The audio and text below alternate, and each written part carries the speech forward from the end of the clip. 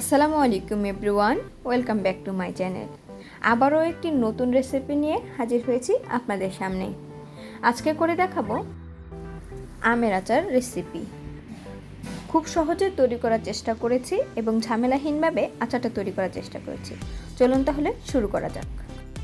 প্রথমে একটি পাত্রে 3 টেবিল চামচ পাঁচফোড়ন এবং 15 থেকে 20টি শুকনো মরিচ নিয়ে নিচ্ছি। এগুলোকে হালকাভাবে তাওয়াতে টেলে এগুলো আলাদা আলাদা গুঁড়ো করে নেব। আমি পাঁচফোড়ন এবং মরিচ আলাদা আলাদাভাবে গুঁড়ো করেছি, নতুবা মরিচটা বেশি গুঁড়ো হয়ে যাবে। এখানে আমি 5 কেজি আম নিয়ে নিয়েছি। এগুলো অবশ্যই কাঁচা হতে হবে, নয়তোবা আচার ভালো হবে না। আমের খোসাগুলো ছাড়িয়ে নিচ্ছি। কোনো সবুজ অংশ থাকা যাবে না, এতে করে আমের আচার দেখতে সুন্দর হবে না। আমি খোসা ছাড়িয়ে নিয়েছি। এখন চলে যাচ্ছি আমটাকে কেটে নিতে। আমি আমার ছুরি দিয়ে খুব চেষ্টা করেও আমটাকে কাটতে পারিনি। তার কারণ হচ্ছে আমের আটি খুবই শক্ত হয়ে গেছিলো, তাই বটি দিয়ে কেটে নিয়েছিলাম।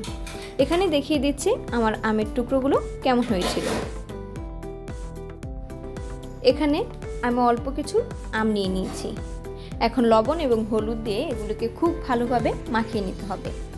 খুব ভালোভাবে মাখিয়ে নিতে হবে বলতে ঘষে ঘষে লাগাতে হবে, যাতে করে সবগুলো আমে সমানভাবে মশলাগুলো মিশে যায়। মশলা মেশানো হয়ে গেলে একটি ছড়ানো পাত্রে এগুলো আমি রোদে শুকানোর জন্য বিছিয়ে দেব। আমি একটা একটা করে সবগুলো বিছিয়ে দিচ্ছি।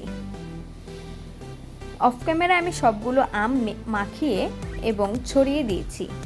এগুলোকে আমি একদিনের জন্য রোদে শুকাতে দিব। চলে যাচ্ছি রোদে শুকানোর পর। রোদে শুকানোর পর আমার আমগুলো ঠিক এরকম হয়েছে। বেশি শুকানো যাবে না, এতে করে আম খেতে ভালো লাগবে না। এখন চুলায় একটি বড় কড়াই বসিয়ে দিলাম। এর মধ্যে সরিষার তেল দিয়ে দিচ্ছি হাফ কাপ এবং সরিষা বাটা দিয়ে দিচ্ছি 1/4 কাপ। সব কিছু তেলের সাথে ভালোভাবে মিশিয়ে নিচ্ছি।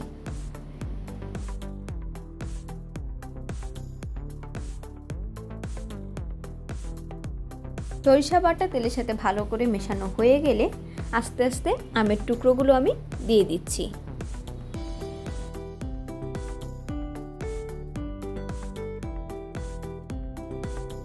সবগুলো আমের টুকরো দেওয়া হয়ে গেলে তেলের সাথে আমগুলো ভালো করে মিশিয়ে নিচ্ছি।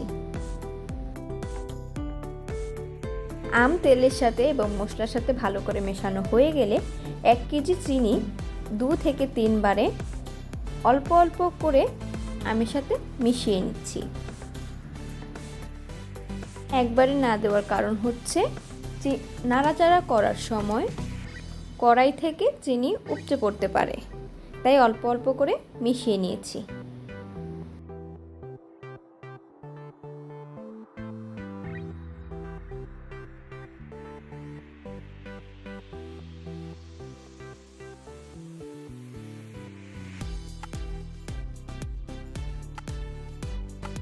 আমি আবারও কিছু চিনি দিয়ে দিচ্ছি এবং ভালো করে মিশিয়ে নিচ্ছি।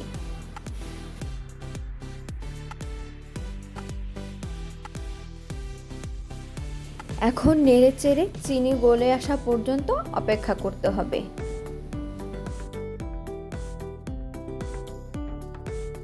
এই তো দেখুন, আস্তে আস্তে করে চিনিগুলো গলতে শুরু করে দিয়েছে।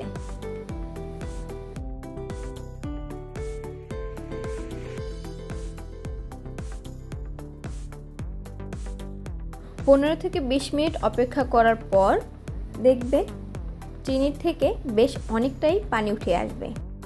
এখন এই পানিটাকেই কমিয়ে নেওয়া হলো প্রধান কাজ।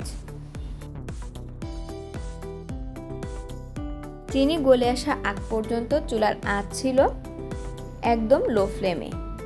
এই পানি উঠে আসার পর চুলাটাকে বাড়িয়ে আমি মাঝারি আঁচে নিয়ে এসেছি এবং পানি কমে আসা পর্যন্ত অপেক্ষা করতে হবে। এখন দিয়ে দিচ্ছি কিছুটা লবণ। এটা অপশনাল, না দিলেও কোনো সমস্যা হবে না। কমে গেলে চুলার আঁচ কমিয়ে পানিটাকে শুকিয়ে নিতে হবে। দেখুন চিনির পানিটা আস্তে আস্তে কমতে শুরু করে দিয়েছে।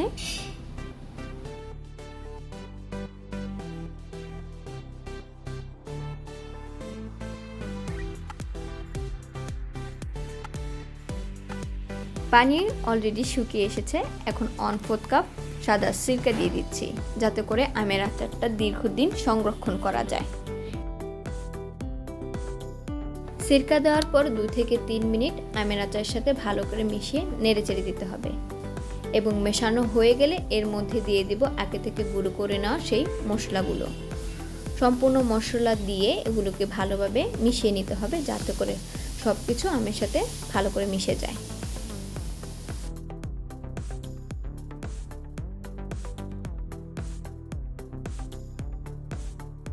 আচারের মশলা মেশানো হয়ে গেলে এগুলোকে আরও 15 থেকে 20 মিনিট রান্না করতে হবে একদম লো ফ্লেমে, যাতে করে কালারটা সুন্দর আসে।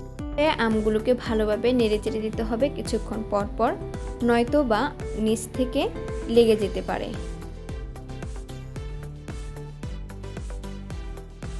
মতো কালার আসা আগ পর্যন্ত লো ফ্লেমে এগুলোকে নেড়েচেড়ে দিচ্ছি। দেখুন আমার আচারটা ঠিক এরকম হয়েছে। হবার পর আমি আমের আচার পরিবেশন করে দেখাচ্ছি। দেখুন আমের আচারটা দেখতে কতটা সুন্দর হয়েছে। রেসিপি ভালো লাগলে একটা লাইক এবং কমেন্ট করে অবশ্যই জানাবেন, আর সাবস্ক্রাইব করে পাশে থাকতে একদম ভুলবেন না। আল্লাহ হাফেজ।